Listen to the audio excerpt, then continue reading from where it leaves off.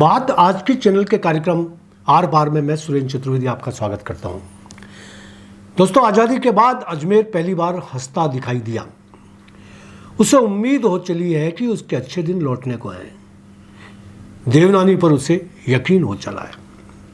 अजमेर के सपने पूरे होने की उम्मीद जाग गई है। उम्मीदों के पंख लगते दिखाई दे रहे हैं। अब आएगा मजा खेल का।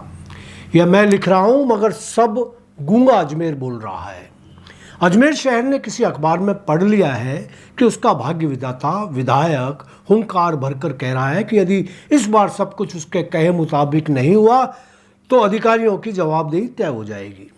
जी हाँ मित्रों, विधानसभा अध्यक्ष और अजमेर के 5वीं बार विधायक बने वासुदेव देवनानी ने इस बार अजमेर के मुकद्दर को बदलने का फैसला कर लिया है।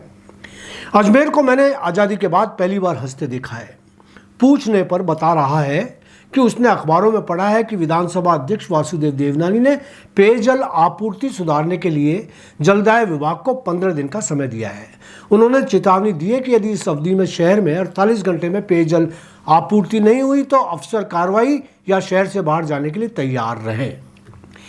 देवनानी ने जलदाय विभाग के अधिकारियों से शहर में असमान और अनियमित जलापूर्ति पर नाराजगी जताई।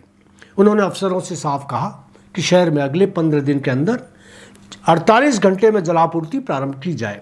इसके साथ ही अन्य समस्याओं का भी समयबद्ध निराकरण हो। आमजन की समस्याओं के प्रति लापरवाही का रवैया रखने वाले अफसर और कार्मिक अपने विरुद्ध कार्रवाई और जिले से बाहर जाने को तैयार रहे। उन्होंने कहा कि बीसलपुर से अजमेर आ रही सीमेंट की पाइपलाइन की मियाद 2021 में ही समाप्त हो चुकी थी। इसे बदलकर स्टील की लाइन बिछाने का प्रस्ताव राजस्थान सरकार को 15 दिनों में भिजवाया जाए।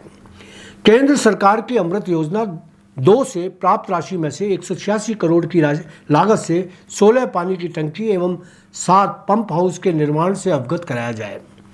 उत्तर विधानसभा क्षेत्र में स्वीकृत 10 ट्यूबवेल और 40 हैंडपंपों में से शेष रहे ट्यूबवेल व हैंडपंपों को शीघ्र शुरू करने का कार्य किया जाए। साथ ही पूरे क्षेत्र में 48 घंटे में पेयजल सप्लाई व्यवस्था को सुनिश्चित किया जाए एवं इसका शेड्यूल अखबार में छपवाने की व्यवस्था हो ताकि क्षेत्र की जनता पेयजल आपूर्ति से अवगत हो सके। देवनानी ने कहा कि बिजली ट्रिपिंग की समस्या से हो रही परेशानी से निजात के लिए बैकअप या अन्य कोई व्यवस्था की जानी चाहिए। अमृत योजना तृतीय के प्रस्ताव को तैयार किया जाए। मीटर लगवाने की व्यवस्था को सुनिश्चित किया जाए ताकि समान जल वितरण को सुनिश्चित किया जा सके। उन्होंने कहा कि पूर्ववर्ती भाजपा सरकार के समय बीसलपुर को चंबल नदी से जोड़ने की जो परियोजना प्रस्तावित थी उस पर कार्य योजना बनाकर सरकार को प्रस्तुत किया जाए। शहर में मीठे पानी के स्रोत खोजकर उनका जीर्णोद्धार करवाया जाए ताकि क्षेत्र की जनता को पीने का पानी मिल सके। उन्होंने गर्मियों में जल वितरण के लिए फाई सागर से जलापूर्ति की संभावनाएं तलाशने के भी निर्देश दिए। इसी तरह अमृत योजना में राथीडांग में पानी की टंकी, जल जीवन मिशन के तहत लोहागल व माखड़वाली में पानी की टंकी का निर्माण भी जल्दी शुरू करवाने के निर्देश दिए गए। अजमेर ने मुझे खिलखिलाते हुए बताया कि पत्रकार जी, देवनानी जी तो अब मेरे साथ देवतुल्य व्यवहार कर रहे हैं।